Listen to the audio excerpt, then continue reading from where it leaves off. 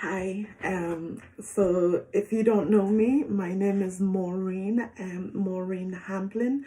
I I don't even know where to start, but I'm so grateful that Jenny and other people from my prayer group asked me to share my story with them because they want to understand what it's like for a Black woman living in Ireland. And the whole situation with George Floyd, I guess, has raised a lot of awareness in terms of how Black people are treated in America, especially, but also in other parts of the world. And I'm so grateful that my prayer group, who have embraced myself and my friend Salima, who Salima is German. She was born in Germany, but her mom is white and her dad is African.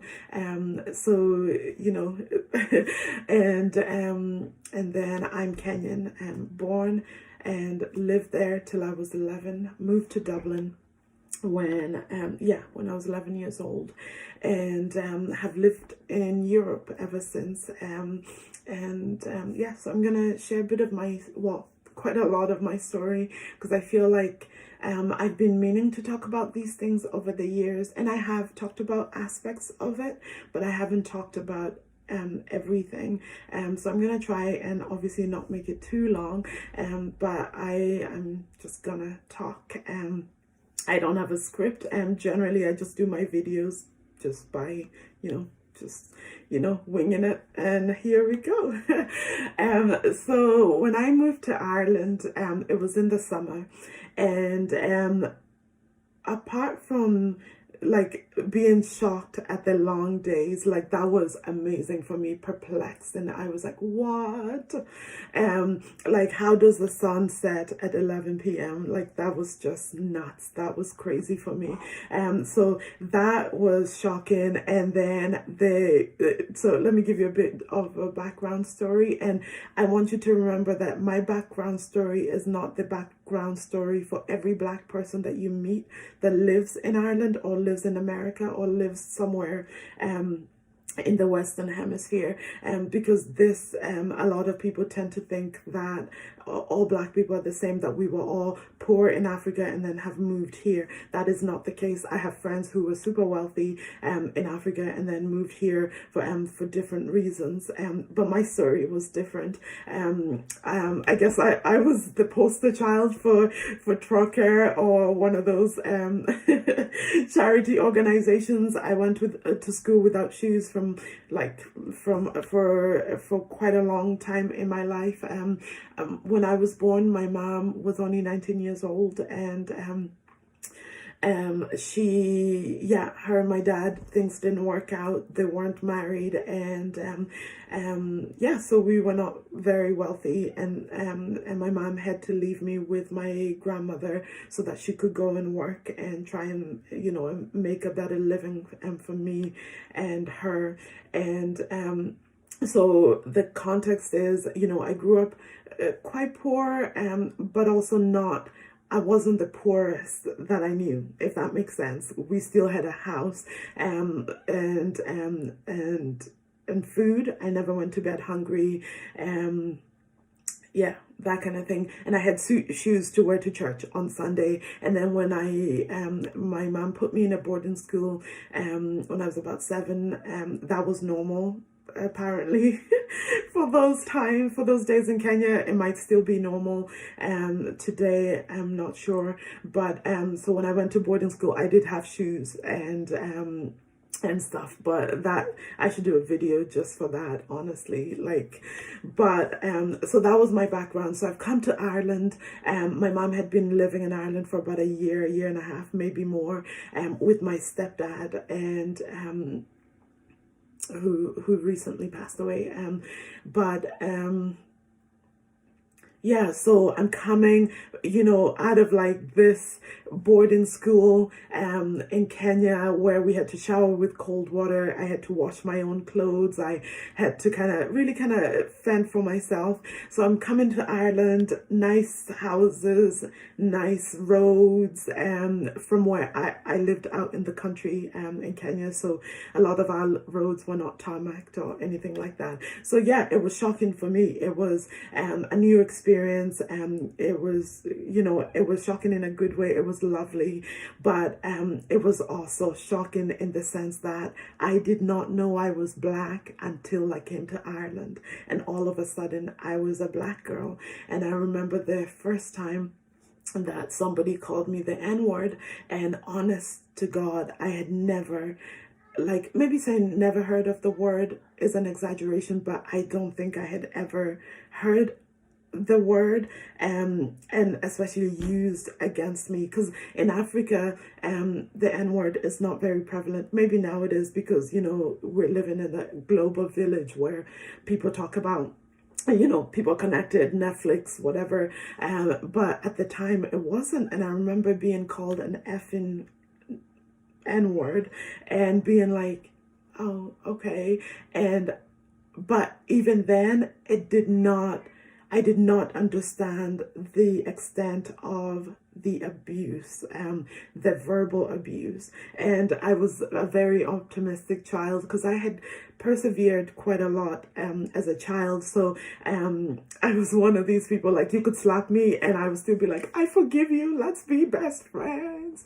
And I have been actually quite until recently, where I'm like, okay, do not cast your pearls amongst the pigs. You can love them from afar. So but so being called the N-word and just being like, oh, okay, but okay, and kind of brushing it off. I started school that September, and I went into secondary school because I did this test, and they were like, oh, you can cope with secondary school. I was in my final year in Kenya of primary school. We do 2 extra years in primary school. So going into secondary school, into first year of secondary school, was shocking, because I was like, why is this so easy? But now I understand our system is slightly different. You spend 2 extra years in primary school, but it's also, I think, what's expected of you. In Kenya, I was expected to do so much, and here it felt like the expectation wasn't as high. Anyway, so I got all A's for the Christmas exams, and I remember people saying to me, my peers and teachers being shocked, but one of my peers, my classmates said to me, you got all A's, and like, I thought you couldn't speak English. But they had never talked to me to know that I actually did speak English, and I understood it very well. I've used English for most of my life, because guess what? The same way that you were colonized by the British, we were colonized by the British, and we spoke English. And that's when I was like, oh, okay. So people expected nothing off of me. I remember people being really shocked, to just being like, wow, 90 whatever. And I was just like, yeah, in Kenya, we're expected to like do really well in school. And I would spend most of my life trying to defend my grades, like, listen, like, all the time. I was trying to kind of take my story one step at a time, but I'm gonna jump into the seminary where I graduated 2 years ago in America. Just for a split second, I did so well in one of my exams. I got I think I got all of them. I think maybe I got one wrong. And the professor asked the supervising person whether I cheated. And I couldn't believe it, because I had sat in his class, answered questions, put my hand up, participated in the class, and he still wondered if I had cheated. So, this would be kind of like, this would happen quite a lot. But going back to kind of high school, so that happened a lot. If I liked a boy, they would never like me back, or I could tell they liked me, but it just never happened, which was fine, because the black boys some of them were interested in me, and I was just like, whatever.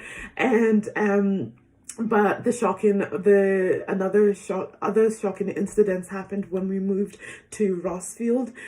We lived in Rossfield actually for quite a long time, for over 10 years maybe.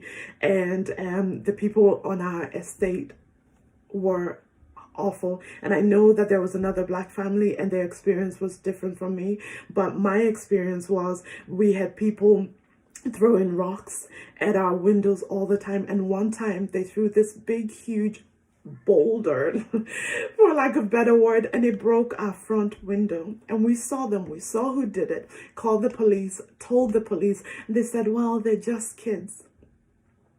They're just kids. And we had to sleep with our window broken for quite a few, if it wasn't a week, it was like literally more than 3 nights. I remember that because we were so scared. We were so scared that somebody would try and come into our house. Because we used to get a lot of abuse, being called the N-word, go back to your country, a lot of graffiti on our walls. And then some of the boys would pee in our garden, like when we are looking at them, like, and they would just be like, go back to your country, and take out their penises and pee in our garden, like all the time. And then like just horrendous, like really, really awful. I remember carrying a knife because I was so scared that somebody would attack me one day. And so I remember one time being on the bus and this girl putting her feet on my sister's shoulders. And I told her, my sister was trying to tell her to stop. She was like, stop. And the girl was like, what are you going to do? What are you going to do, you effing N-word? And me and my sister were actually fighting at the time, so we were not on speaking terms. But I saw this and I was just like, this is crazy. So I went to she was sitting, and I said to the girl, please put your feet down. And she was like, what are you going to do? And now bear in mind, this is rush hour. The bus is packed, okay? Upstairs, downstairs, packed with people who could have spoken up for my sister and said, you cannot do that to anybody, okay? But I'm having to fight for my sister. And I'm like, please stop doing that. And she's like, what are you going to do? So I push this girl and I punch her. And then the white people on the bus who did not speak up for my sister came against me. They were like, you can't do that. You can't hit her. You can't do that. And I was like, did you not see what happened?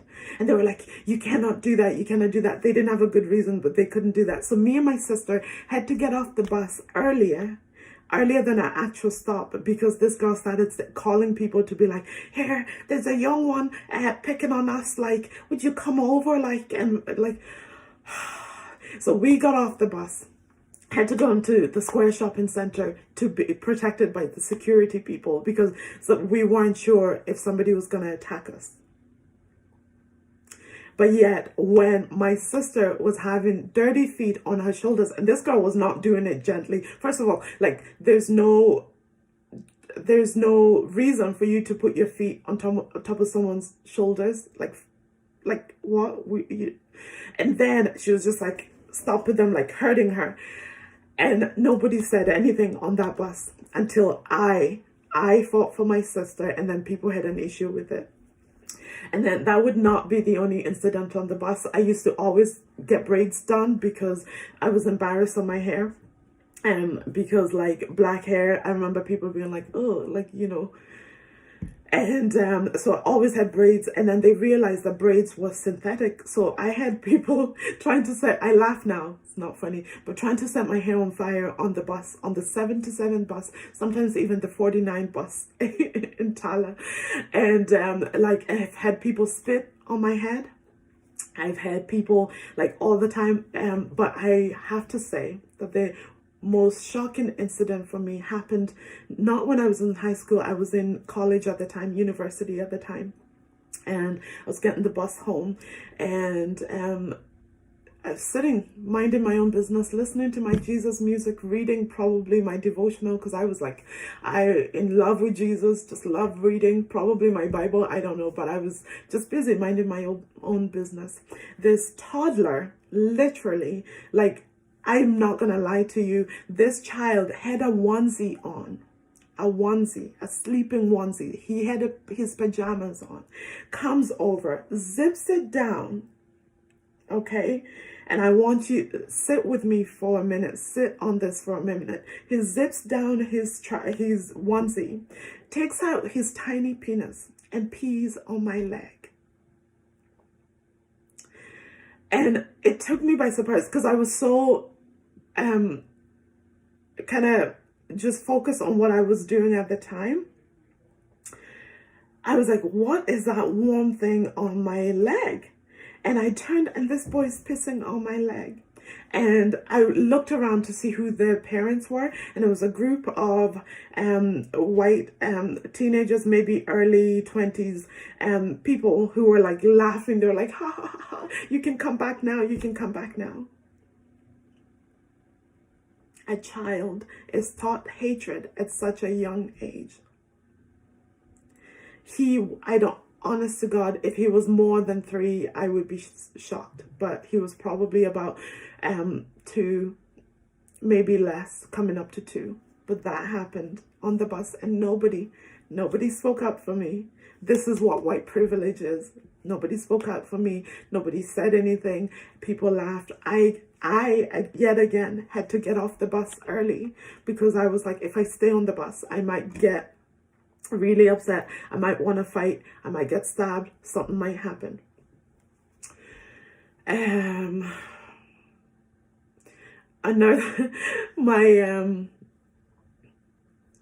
Another time, my sister in school was in class, and they had a new teacher, and she was trying to get my sister's attention.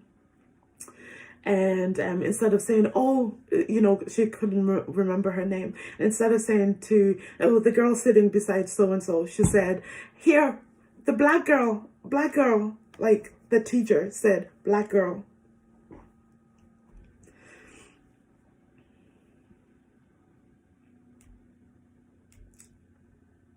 And yeah, like first of all, learn your student's name, and second of all, walk over to her. Do you know what I mean? Well, like, it's just common decency. Like, it's hard enough. I stick out. Like, I've always been the only black person in a lot of situations, which I didn't mind, because for me, I was raised, and a lot of black people are raised that everybody is equal, everybody is the same, you love everybody, whatever. But we're sticking out already, and you highlighting my color, or saying the black girl, it's demeaning. It's like that's all that I am to you.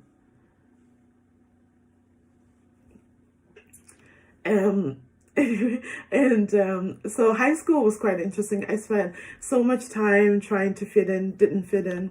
At the end, ended up just hanging out with a lot of the black kids, because we just never quite formed relationships with quite a lot of our white classmates. I did have some good friends, like I remember Gronya Henry. She was a good friend,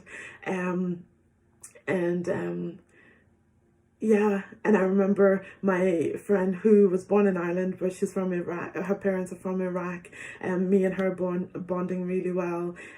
So there were some people. Our neighbor, Porrick, he was so good to us, to me and my sisters.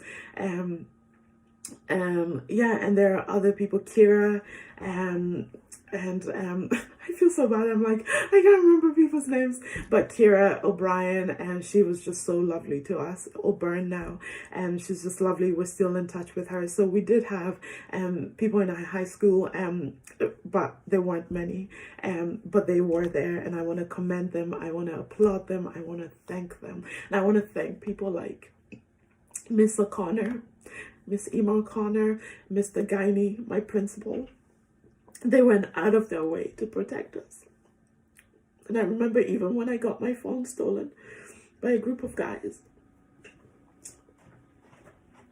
and he couldn't do anything because it was just my word against them. He went out of his way to get me a phone. It wasn't as nice as my phone, but he went out of his way to do something. And then Miss O'Connor worked so hard. She did her, I'm so sorry for crying, but just the kindness of some people. She did her master's on integrating immigrant kids into the school. That's what she did her master's in. And I'm using Ezekiel's onesie to wipe my face. She did her master's in that, and she worked so hard to integrate us in the choir. She realized that we could sing. She got my sisters and I to sing at the National Concert Hall. We auditioned and we got through, and we sang at the National Concert Hall in Ireland. Just a few Kenyan girls. And that was like amazing. And then we together, me, her, and a few other people, started a multicultural day in our school, which still runs to this day.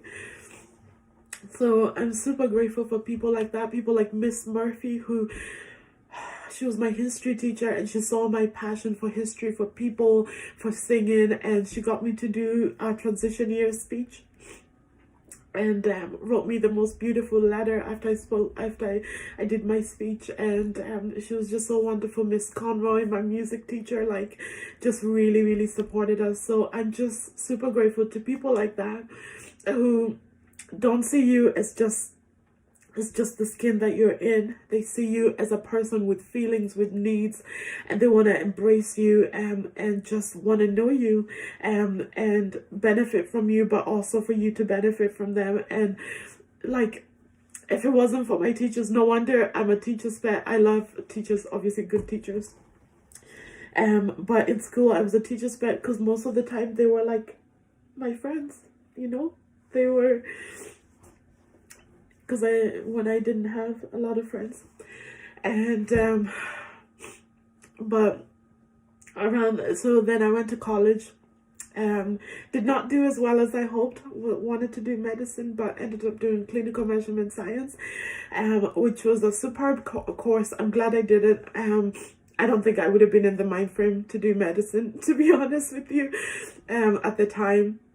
But went in, and I went in ready to change my story. Like, I was like, I'm not gonna be the one that's looked down on anymore. I'm not gonna be, so I found myself in a really cool group, with my friends Kate and Anya and Dave and stuff, and I felt like I was at a better playing field. I was like, I'm going to change my narrative. I'm going to change my story. And I worked really hard to do that.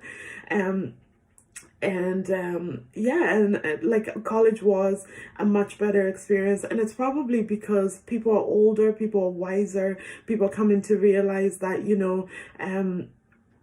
like, I don't know,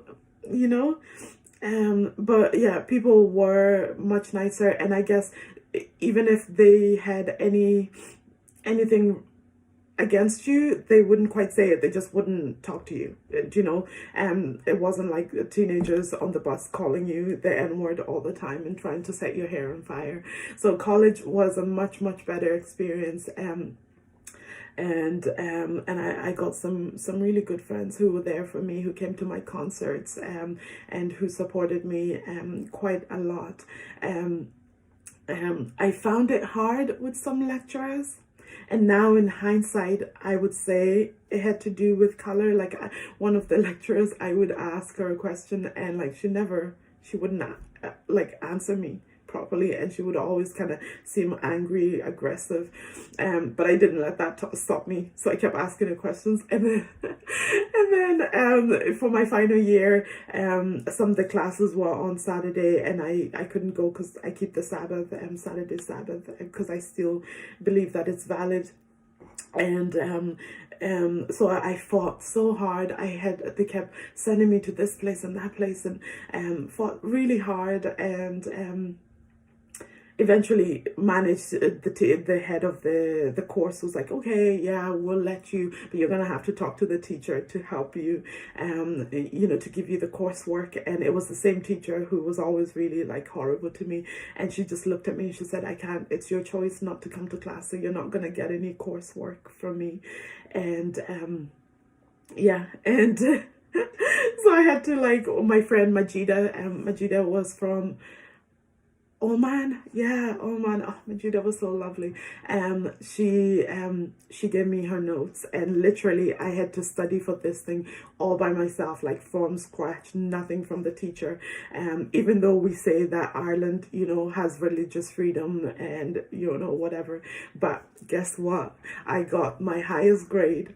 I got a first class honors degree, and my highest grade was in her class. So, in your face, teacher. And so fast forward, I graduate. Couldn't go to my graduation because it was on Sabbath as well. But I graduate and I start working at the Mater Private. And in the Mater Private, it was just, there were so few, like very few Black people working there. Like literally probably three or four of us in the whole hospital. But it was great. I went in with kind of like, again, ready to just change my narrative. Like, I am not the Black girl. I'm just, I worked hard to get here. But some of my patients would always say things like, oh, aren't you so lucky to be working in this place? You're so lucky. And initially I was just thought, because the recession or whatever. So I thought maybe it's just because, we're in a recession. That's why they're saying these things to me. But I noticed it was always the same. And it was always people who, when they see me first, they're kind of like, oh, you're going to do my test. And so I was a clinical physiologist. I would, I worked in GI and I stuck tubes down people's throats and up the other end initially. And then I worked in sleep and, sleep study and EEG. And, some patients were just like, you're doing the test. And I was just like, I don't know if it's, and in my head I was always like, let's assume it's because I'm young. It's because I'm young. It's because I'm young. Because I was like fresh face, no wrinkles like I do now, and stuff. But yeah, there was always like, oh, you're so lucky to be working here. And now with my wokeness, I understand that that it was because, this poor African girl is working in this fancy private hospital. But you know what? I was lucky, and I'm not, I was lucky to get a job during the recession. So in my head, I was like, no, it's the recession.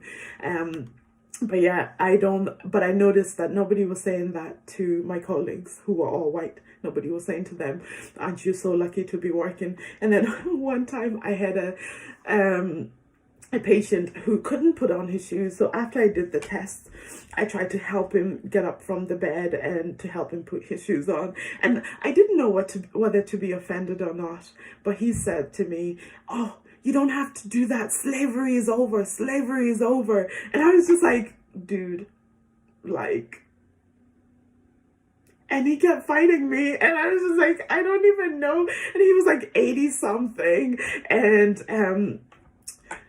And he couldn't put his shoes on. And I'm just like, dude, yes, I know slavery is over. I'm just trying to help you so that I can do a test on the next patient. Like, so but having said that, I must also say that some of my colleagues were just like intrigued. A lot of them, you could tell, had never worked closely with a Black person before. So I was glad to be an ambassador for Africans, for Black people, for Christians. And a lot of my patients as well were lovely, and ended up praying with a lot of them, and just encouraging them when they were going through a really hard time. One of those people was Eddie, my friend Eddie, and I actually got to lead him to Jesus while doing his respiratory test. Don't tell my bosses, but so it was just lovely. And he was just intrigued. He loves Black. He's actually engaged to a Black woman right now. Loves people of color, and and his kids, oh, they were just so lovely. And we're still in touch because we have that bond where I was able to lead him to Jesus, but also like he tries to embrace everyone. So you know, it was just interesting. Slavery is over. I often think about that man, and I'm just like, yeah. And maybe, you know, maybe he was really just passionate about it, and you know, about, because he would have, you know, I don't know, just bless him so much. But yeah, while I was still working at the Mater Private, I would you know, I lived at home with my parents for quite a while, and I still had to get on the 7 to 7 bus to Tala.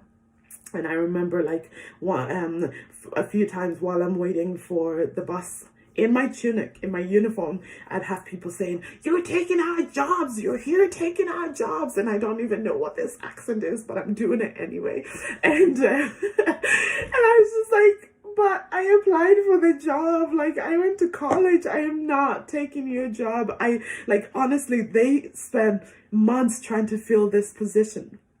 So if there was a white person that was supposed to get my position, like, I don't think I took it. They couldn't find someone to fill that position at the time because they didn't have a lot of people graduating from clinical measurement science. It was a new degree and whatever. But nonetheless, like, none of my white counterparts had somebody yelling at them at the bus stop saying, "You're taking our jobs." And then, like, or another time, while I was working at the Mater Private, while wearing my uniform, this guy said to me, "All you blacks are the same, taking our dole, taking our money." Like, and he was like, you could tell he was like, a bit drunk, and he was like, "Yeah, you're here just taking our effing money. Would you F off and go back to your country?" And, and I was just like, but I work. Just because of the color of my skin, you think I have to be on social welfare. And up until at that point, I had actually never signed on. Never in my life. And I've been working since I was 15 at McDonald's. I got a job in McDonald's when I was 15, worked there for 3 years, and have had a part-time job all throughout high school, all throughout college. Never went on social welfare. You know, and I just, yeah, but because of my skin and because of the stereotypes, people just think, and I know more white people who are on social welfare than black people. Like, anyway, fast forward, I get married, move up to Northern Ireland. And Northern Ireland is quite different from the South. And I think it's because people up here are more passive aggressive. So you'll tell by how they don't communicate with you that they have a problem with you. Or with just little comments, rather than, you know, people yelling at you on a bus or at a bus stop saying, "You effing N-word, go back to your country." So that was like, I must say, I liked that for a bit. I liked it because I was just like, you know, I'm just tired of like having to hear people yell at me.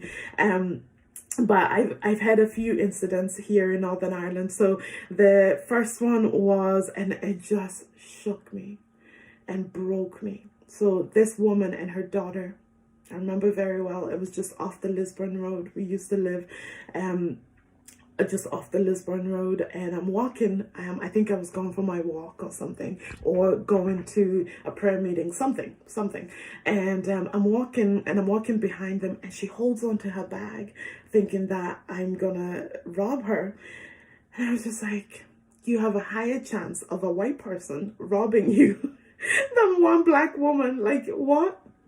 In a predominantly white country, and you know, like, I have to think about everything that I do. So robbing your bag is just like, and also I don't need to rob your bag. So anyway, I crossed the road to the other side because I was like, and then they start making monkey noises at me.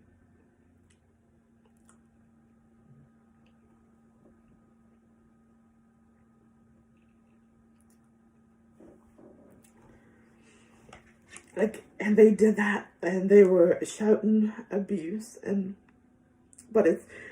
I was used to the shouting of the abuse. It's the monkey noises. well, not just the monkey noises, it's the fact that I had gone out of my way to cross the road so that you wouldn't think that I'm putting your life in danger or your handbag in danger. And you had to go and just make monkey noises at me. Like, it was heartbreaking. I was only like married for like a few months and I was just like, oh. And I think a part of me, because I'm married to a white guy, and I think a part of me thought, I don't know what I thought. I didn't marry him because he was white. I married him because he saw me, Maureen, and he loved me. And I had dated across, seriously, like, I dated and kissed, you know, white guys, black guys, Asian guys. Like, I was very open. And, but this guy saw me and he saw who I was. And I remember when we started dating and my hair was this long, my afro, I used to put extensions. So I had really long afro. So this is my afro, by the way. So my hair is grown. Check it out. Anyway, I used to have really long hair, but because black girls were told that directly by people in our race now, sadly, but indirectly from messages out there, from the standard of beauty that the world has set for us, that our hair is not lovely when it's curly. So we do we do everything to straighten it. So I used to put chemicals in it and straighten it. And actually that's why a lot of black girls have a lot of fibroids, and we get, you know, a lot of cancers now because of the chemicals that we've been putting on our head for years and years and years. And so when I started dating Tim, I had started my natural hair journey, which took everything out of me. And I was so embarrassed about rocking my afro that I used to hide behind extensions a lot until my hair could grow to a better length that I could wear it out, because I just thought it was embarrassing.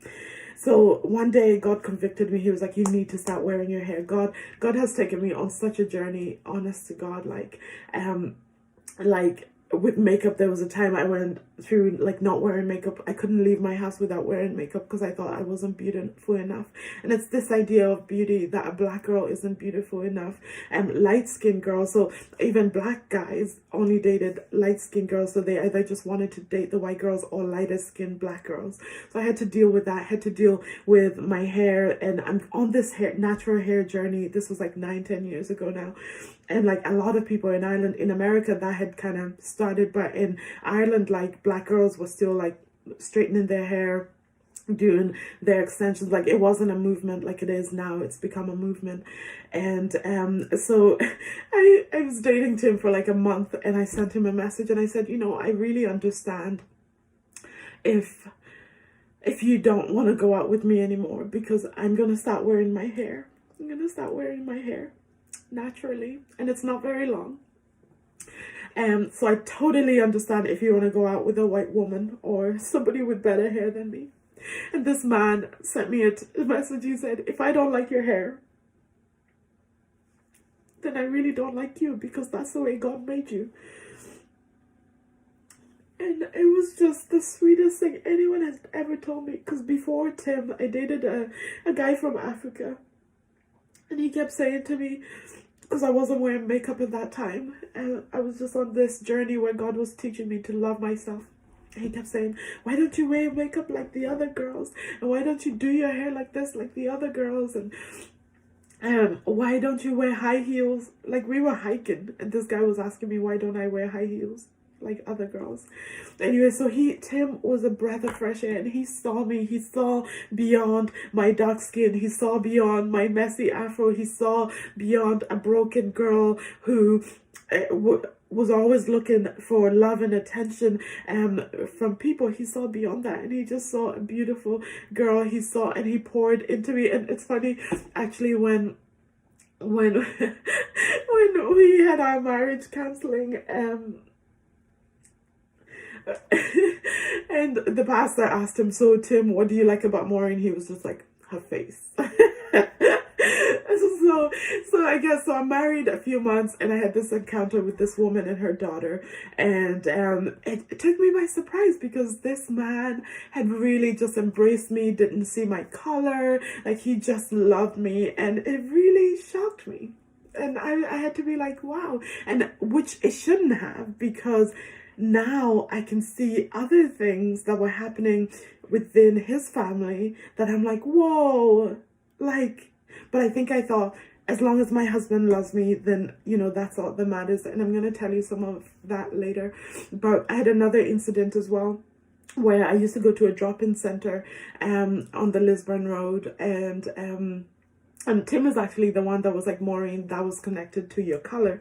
But anyway, so they were inviting me to something on Saturday, and I said, oh, sorry, I can't come because I go to church on that day.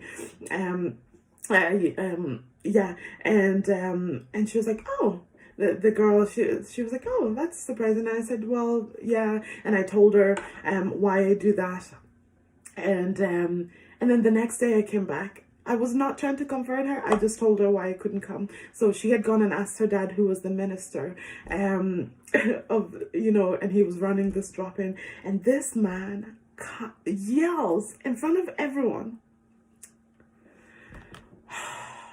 And he's like, who do you think you are? Like proper yelling at the top of his lungs.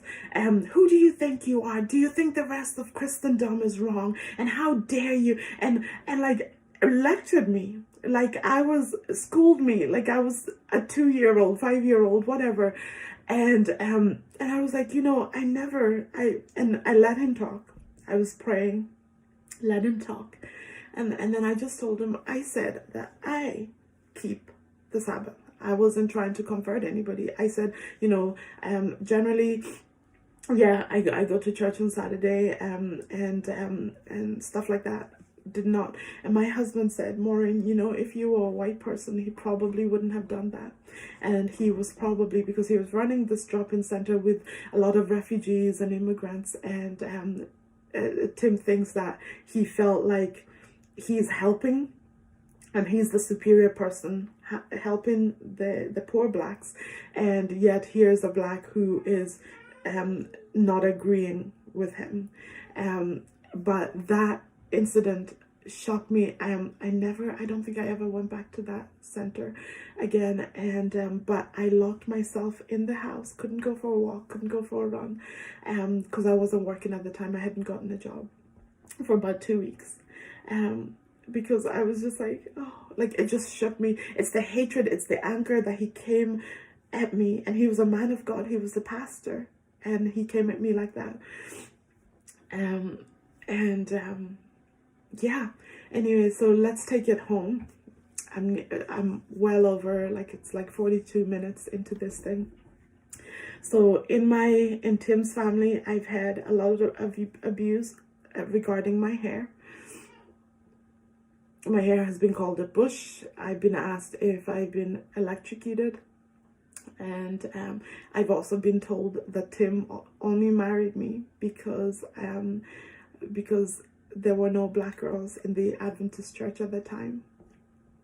I've also been told that black people are the cause of all the problems, all of the problems in the UK, all of them. I've also been told that we cannot rule ourselves, and we need white people to rule us. I've been told that black people, and as I make this video, yeah, but I've been told that black people have taken over white churches because the church belongs to one race. Yeah, and this is all from family members. I've been told somebody was coloring their hair, and I called them to say hello, you know, when we were living in America, and she turned around and said, oh, don't mind me today, my hair is as messy as your hair. But I want to dwell a bit on when I was told that black people couldn't rule themselves. When it happened, it was at lunchtime. It was after church, a Sabbath lunch. So there were many of us, about 10 of us. I was as I often am, the only person of color, because now there are two of us in the family who have married into the family, but at the time I was the only black person in the family. And when this happened, it was like an unrelated topic. It was during when Scotland were trying to be free. And I said, it was, and I realized the sensitivity of this topic in Northern Ireland, because if Scotland get their independence, then that means that it might happen in Northern Ireland. I get it. But I said, in all fairness, I think if people want to rule themselves, they should be allowed to. That's all I said. I did not say that Northern Ireland should not be a part of the UK anymore. I did not. But I just said that, and I understand the effect on that, on the ruling class, on the people who, on the unionist side of the debate. I get it, whatever. But this person turns to me and he said, well, black people cannot even rule themselves anyway. They need white people to rule them. And so this is happening. Bear in mind, it's not just me and him. There are at least 10 of us at this table. And nobody said, that's not right, that's wrong. So I got up, went to the living room, and he followed me, shouting abuse at me. And I challenged him for a bit. I said, listen, like, there's a whole continent ruling themselves. And there's a whole continent ruling themselves. There's a black president in America at the time. This was during the Obama administration. And he was like, well, look at Africa, they can't even do anything right, and blah blah blah. And they asked for independence, but so I walked away, and he follows me. Nobody's saying to this person, you cannot do that, what you're doing is wrong. People are sitting at the table and they're okay with this.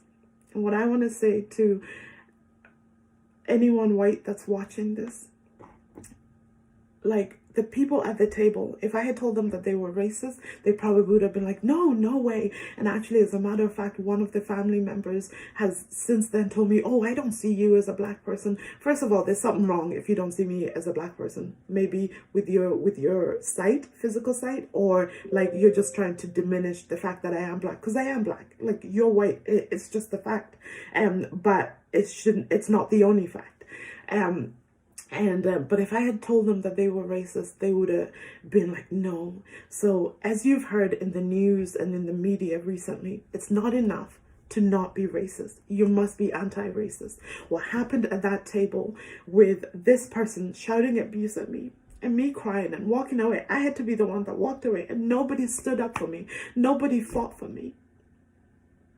Nobody said, you can't do that. Nobody said, this person is part of our family now, you can't do that. Nobody said, we're all like, and this is on the day of the Lord. Like, this is on a day when you had been to church. You had sang whatever song you sang, we love you, Jesus, we surrender all. Yet, this is how you treat someone who's different from you, but who is your relative's wife as well. And since then, I've had to endure. We've had to sit down and have a lot of talks, and most times I've been told that I'm the one that's too sensitive, that I should be able to handle this.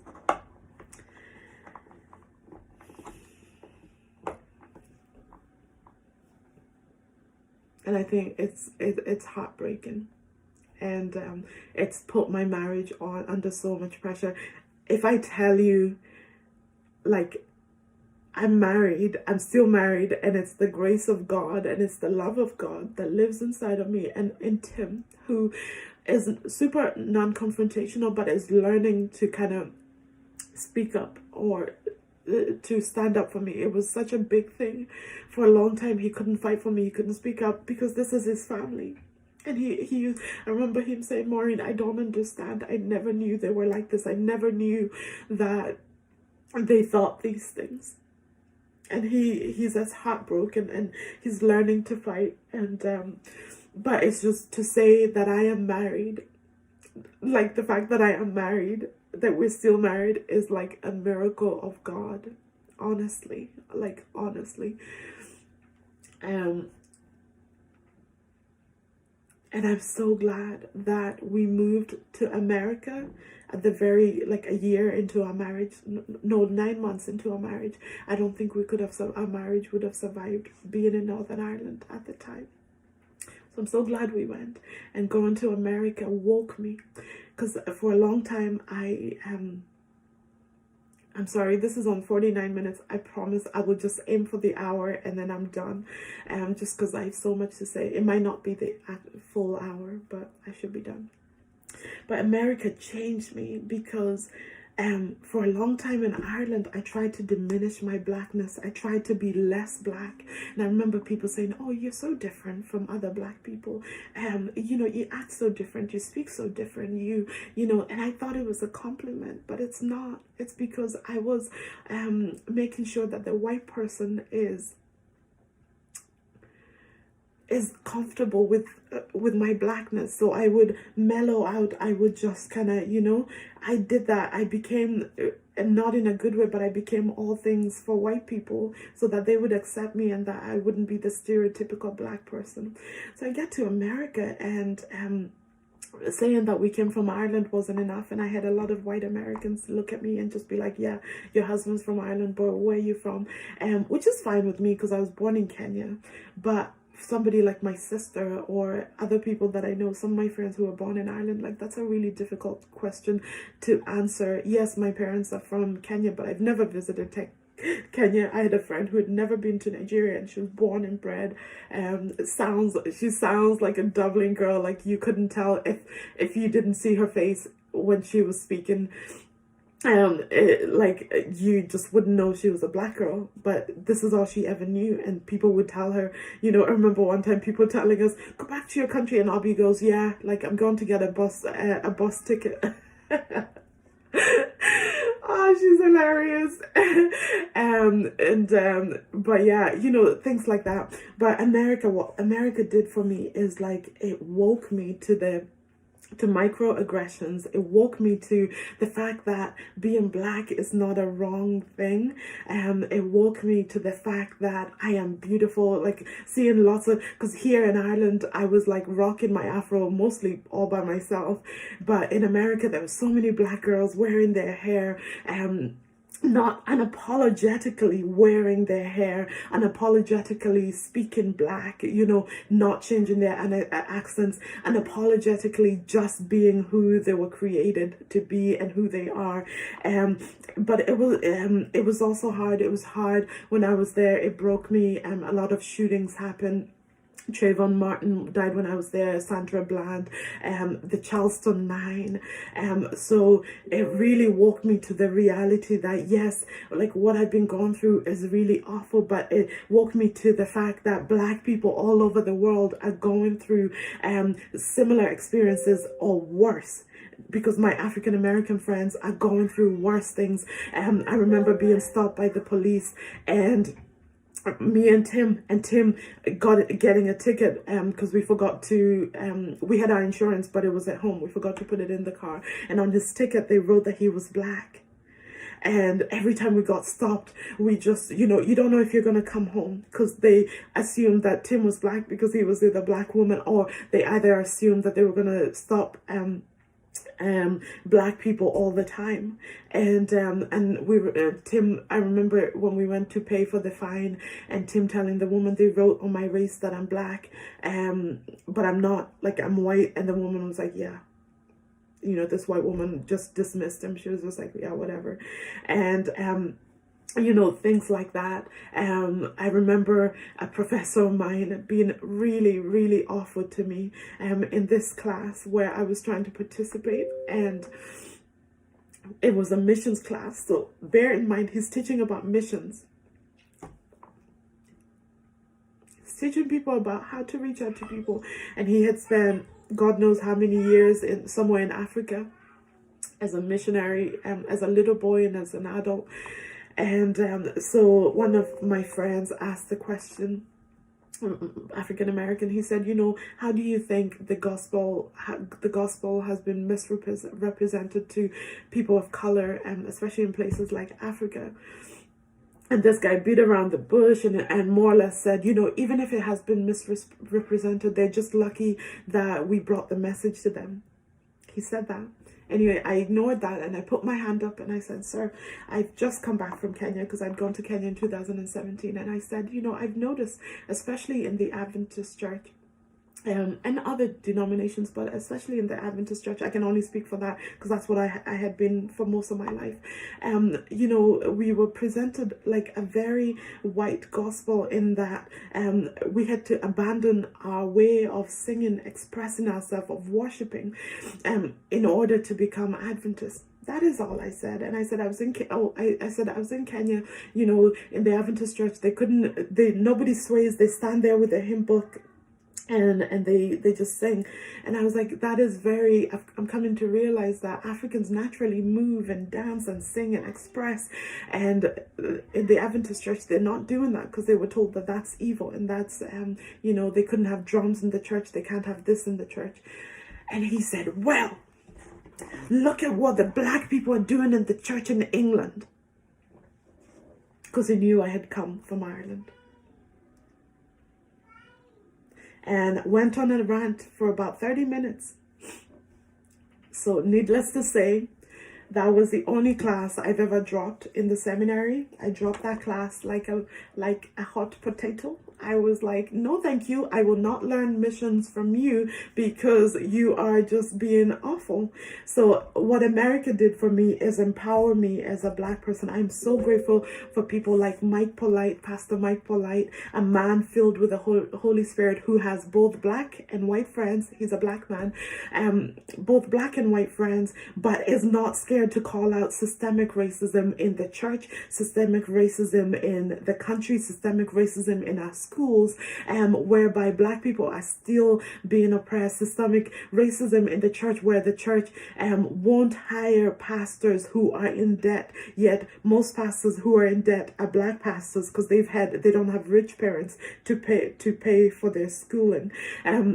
So people like that, people like Sarah Hill, my friend, who is a white American girl who fights to end systemic racism, and people like just so many people that I met, Garrison, Ev, just so many wonderful people, Mark Reed, like people who are not scared to call it out, but yet to love people from every race. And I think when people say that Black Lives Matter, when people say that we need better things to happen for black people, it's not because we're extra special, it's because we are in danger. We're in danger in your country, we're in danger in Ireland, in Northern Ireland. I'm reminded of Toyosi, this young black fella who was killed by a racist white man in Dublin years ago, and still there's been no justice for him.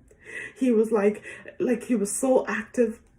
He played football, he played Gaelic, he played everything, and this man killed her, calling her an effing N-word, and killed him. And so like black people, black lives are in danger. We're not saying that all lives don't matter, but listen, it's because all lives matter. The Black Lives Matter. I have a right as a woman to be able to walk down the street and people don't feel like I'm putting their lives in danger. To walk down the street with my kids, with my black kids, half black kids, but the world sees them as just black. To be able to walk with them and nobody just yells, go back to your country, or, you know, you effing N-word. Like, I have a right. I have a right to not worry about my kids when they're older, whether they're going to come home, whether somebody is going to kill them, whether the police are going to kneel on their necks. And, you know, another thing is, you know, a lot of people are asking, why are we making George Floyd a martyr? He's not a martyr.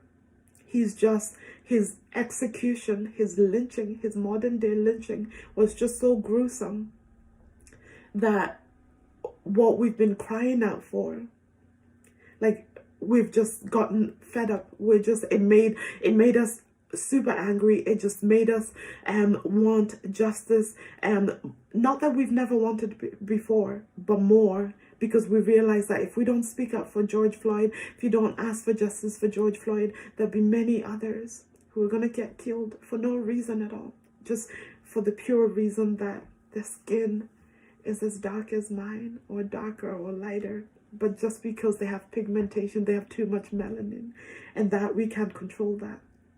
So that's my story. I've endured quite a lot, not as much physically as George Floyd, but mental abuse is really bad as well. I've had to diminish who I am so that to make the white people comfortable. And I will not be doing that any longer. I haven't done that because actually I stopped doing that. I remember even one of my pastors who I really looked up to, calling me an angry black woman and telling me that I wouldn't get hired as a pastor. And, you know, sure enough, I haven't gotten hired yet, and I've been rejected. And one of the church leaders even called me urban, told me that he wouldn't give me a job in this particular church because I was too urban. That is white privilege, when you don't have to think, did I not get that job because of my whiteness?